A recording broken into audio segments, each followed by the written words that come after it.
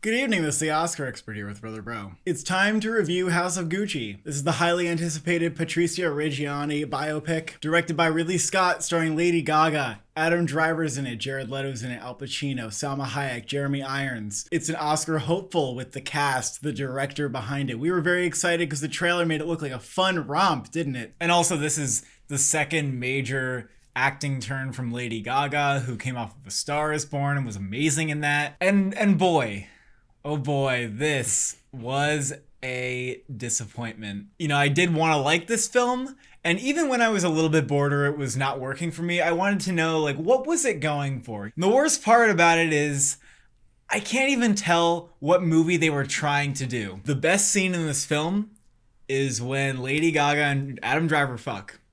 It is the best scene by far. It's about a minute long and is everything that the movie should be. It was the first time that anything clicked. And the only time about this relationship, which is very odd. There's just zero chemistry, and if it is intentionally zero chemistry, then make it really like funny and weird, and make the one draw of the relationship that they have kinky fucking sex. Like, that would have been satisfying to me. On the other hand, maybe she's not attracted to him and she's just this bottom dweller that's trying to feed off of the rich, right? Like, that would have been another story you could have told. That was not very clear that they were going for that. I don't know what the core of this relationship is. I don't know what the foundation is. And this is sort of like a running theme with pretty much like every element of the film. If it is trying to be this campy fun thing, it wasted a lot of fucking time just trying to tell you like these business things that were happening that were very uninteresting with characters that we don't care about, instead of focusing on Patricia. The movie didn't deliver on giving interesting characters. It wasn't fun. It was not a romp. It was not the good time that the trailer suggests. And so the only thing it did was kind of give you what happened in this saga, but it's literally just this endless sea of scene after scene of very dry, dull, forgettable dialogue. And Ridley Scott is not off the hook in terms of who is to blame for whatever happened here. This film is totally lifeless. Like, this is a dead movie. Even in like the color grading, like it just looks like they sucked the energy out. The camera placements are very generic, unmotivated, boring. The whole time I was just like, man, like if you directed this with the energy of Scorsese, or if it was edited with the energy of a Thelma Schoonmaker, I don't know what else to say other than Ridley Scott was just asleep at the wheel here. And The Last Duel was good. So it's not like he doesn't have it still. The color grading also was just inconsistent. Like sometimes it was very desaturated looking, and then other times it kind of looked a little bit warmer, and I didn't understand why it looked inconsistent. I agree with everything you said. This is a zombified film, but I want to break down why I think that's the case. I already talked about this relationship that we don't understand between Adam Driver and Lady Gaga. Not only do we not understand like where she's coming from in the beginning, which is really important, but I didn't understand completely her motivation throughout. I think it should have been a little bit clearer that like all she wanted was money, because it felt like they tried to throw in a couple different motivations like pettiness or like just doing something for her ego. And then when there were relationship problems, it was like she didn't want a divorce because of her child. It wasn't clear like what was driving her after a while. I didn't understand why she murdered her husband. I understand the film was trying to tell me that she was this petty, like jealous maniac person, but it didn't make a lot of sense. There was no revelation here. The film also wants you to think that she's dumb. Like it tells you that she doesn't like to read and that she's not very intellectual. I feel like they should have at the least tried to make her intelligent, even though she's an anti-hero. I felt like a little bit offended as an audience member to be like, oh, we're not supposed to think she's smart. That's weird. I wanted that character to drive the story more, and it felt like she wasn't. And very often in this film, when there were conversations between these other like over the top Italian men, I was like, where's Patricia? Where is the story? I feel like this isn't story. This is just fluff. The side characters like Jared Leto and Al Pacino, they just feel like they pop in to be funny and goofy, or just to deliver like the information that their characters need to deliver. They could have been interesting like foils of the main two characters, or more interesting pieces of this saga overall. Adam Driver's character has a Michael Corleone arc, and the choice for this character from the beginning felt like Adam Driver's playing this really shy, like dorky guy who doesn't have a spine, and then suddenly he makes this shift to have one. There's like one scene with him arguing with Lady Gaga in a bedroom, and he's playing this same like spinelessness at a point in the story where he should be like very upset and very enraged. I never felt his personality change enough where he suddenly becomes the person that he becomes. This movie has no idea what it wants to feed to the audience. If you're gonna have a bunch of characters who are rich and unlikable, then don't make it serious, because we don't give a fuck about their drama and we don't really care about them as people. But it's hard to care about the characters at all, and I could forgive all that even if the movie was just fun, if it was a romp, if it was a good time. I will say that there were some moments that were funny, there were some moments that were a little bit outrageous, and the audience did laugh at those moments, but they were just few and far between. Yeah, I mean, those were like a glass of water in like the Sahara Desert when those happened. I want to talk about some of the side performances, because everyone's sort of on a spectrum, I think, of like Lady Gaga to Jared Leto.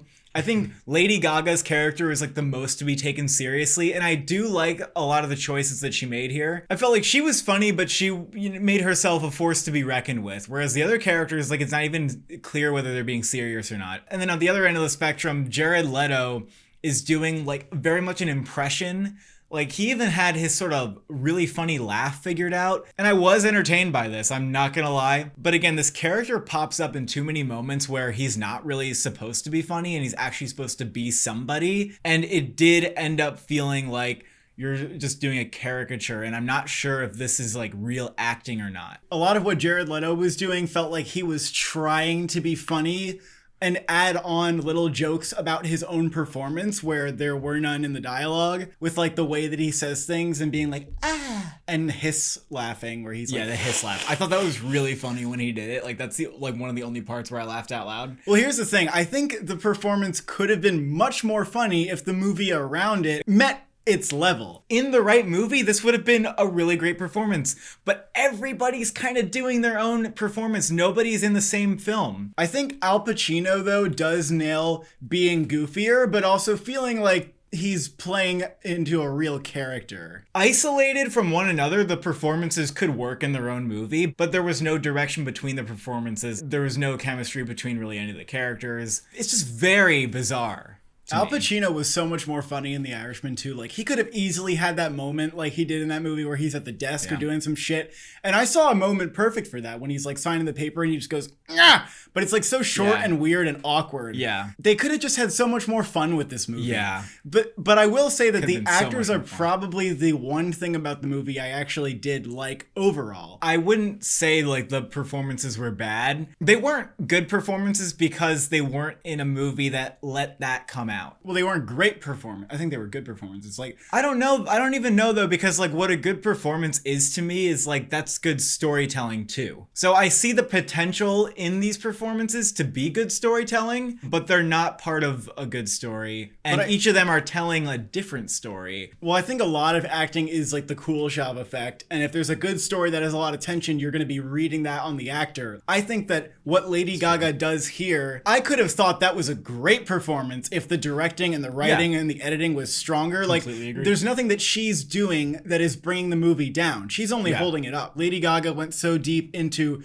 trying to like get to the humanity of Patricia, apparently, according to interviews, but it's so hard for that to come out. She could have totally gone to deeper places that she just wasn't given an opportunity to do. The dialogue, like Ridley Scott's direction, is just utterly lifeless. It's not funny enough. It's not clever enough. And you could turn on pretty much any TV show that's on right now, and the characters will be delivering dialogue that is more clever and interesting and snappy than what these characters have to deliver here. I actually would still blame the directing and editing more for the failure in a lot of these scenes than the writing. I don't think the writing was good. I think it was fine, and you could have made it good if you had the right instincts. It almost felt like these were completely unworkshopped, like table read level stuff, where like the scene was never really found, like the essence of the scene, which is really the role of the director. And to show us like point A to point B, what's happening between two characters and let them develop in unexpected ways. I also thought the editing was really poor here. There wasn't really a vision, and so the editors didn't understand what to keep in or out. They could go and cut this movie into an hour and a half with like a single note, which is comedy. Just make it a comedy. And I'd be actually curious to see what that film would be. And I am almost certain it would be better by choosing different reaction shots, making things faster, cutting out a lot of exposition. But this thing was a slog. It was over 2.5 hours. There were whole scenes that didn't need to be there, like that's for sure. But also every scene felt too long. I was noticing while watching the film that sometimes I'd be sort of into the dialogue and then suddenly I'd just drift out of it. And I was thinking the editing really needs to just clean up and cut out all this vacuous space. There's no dramatic tension, and then so there's no reason to let things linger at all. Like if this was Bohemian Rhapsody level quick, it still would have been preferable to what we got here. And yeah, if they cut out entire scenes, I probably wouldn't have noticed. As far as the ebbs and flows of the story, like it just felt so streamlined. And this is like a nutty story with a colorful cast of characters, and yet it feels so stagnant. There's not like a big moment that we're waiting for. Like there's no dramatic tension where we're like, oh shit, like we're gonna get this thing and it's gonna be so like nuts. And by the way, I kind of hated that the murder just came at the end and then the story was over. I thought like, oh, well, they'll probably like have the murder in the middle and then we'll sort of see like, you know, the rise and fall or something. It built towards this murder that wasn't very well shot at all or exciting or interesting. And then the movie kind of ended with being like, yeah, she got put in jail. They could have done a whole thing where you see like what that does to her if she gives a fuck. And it was just like, let's end the movie. And that's the writing. I will blame the writing for that. If I didn't want the movie to end so bad, maybe I would have thought more about how there was such an opportunity to explore that part. Right. Yeah, overall, this was aimless. It had no direction, no vision. Like, I can't remember the film that had less of a vision in recent memory. Which is so weird for, like, an actual grandmaster director. Like, yeah, I loved The Last Duel. I thought that I was like, Ridley Scott's on his A game. And then this, it literally felt like nobody communicated about any choices before this film was made. And that they put out like the first edit, like the first cut of it. I did think the makeup was really good. And I thought the costumes were very good as well. Yeah, no fault to the makeup or costumes. Jared Leto, like, there's no telling that he's in makeup. Yeah. It's pretty impressive. It was a fucking mess. Like, a fucking mess. I was just shocked that I didn't care so much. And I tried really hard to. Like, I really didn't try to put a pin in my opinion on this movie until it ended. I tried to reap everything I could out of every moment. And it just felt so hard to get any juice out of this. So how are we feeling about this movie's awards chances? I don't know how this is gonna play to people. Like, I'm sure there's gonna be plenty of people who go into the movie wanting Lady Gaga and they're gonna like feel like they came out with something fine. We were in a theater with a bunch of people who were very excited to see this. You could fucking tell they cheered when Lady Gaga came on screen. They were in it for her. When the movie ended, someone said, you know, guys, I gotta be honest, like, I didn't really like it. And then, but then his friend said, really, I kind of loved it.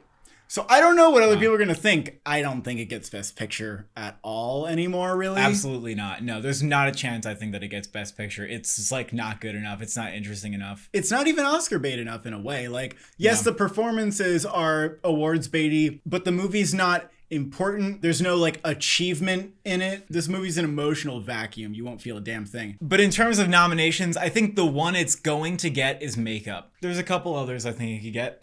Jared Leto is probably like the next in line. I think even though I wasn't a fan of the choices overall, his performance does stand out in a very dull movie. That's kind of Hillbilly Elegy, right? There's makeup, there's a supporting actor, even though the movie has bad critic reviews. But I don't know if the actors can stay in the conversation. Like maybe Leto can survive, maybe Gaga can survive. She's certainly doing a lot of acting. I don't think people are going to be talking about that movie very long. It still might make more money than most Best Picture nominees. I would maybe put Gaga at like 6 or 7 right now. She needs SAG. She might get SAG anyway, even if she doesn't get the Oscar nomination. But if she misses SAG, then you'll know for sure that it's done. I think this movie needed to be higher up as an overall contender to get costumes because we got a lot of competition here. Like Cyrano wants it, Nightmare Alley wants it, West Side Story, Spencer, Dune, Cruella. I wouldn't put this above those. I'm going with a 3 out of 10 on this one. I wouldn't recommend this film to anybody, and I'm just going to give it a 2. Thank you for watching. Thank you for subscribing. Will you take over the Gucci empire?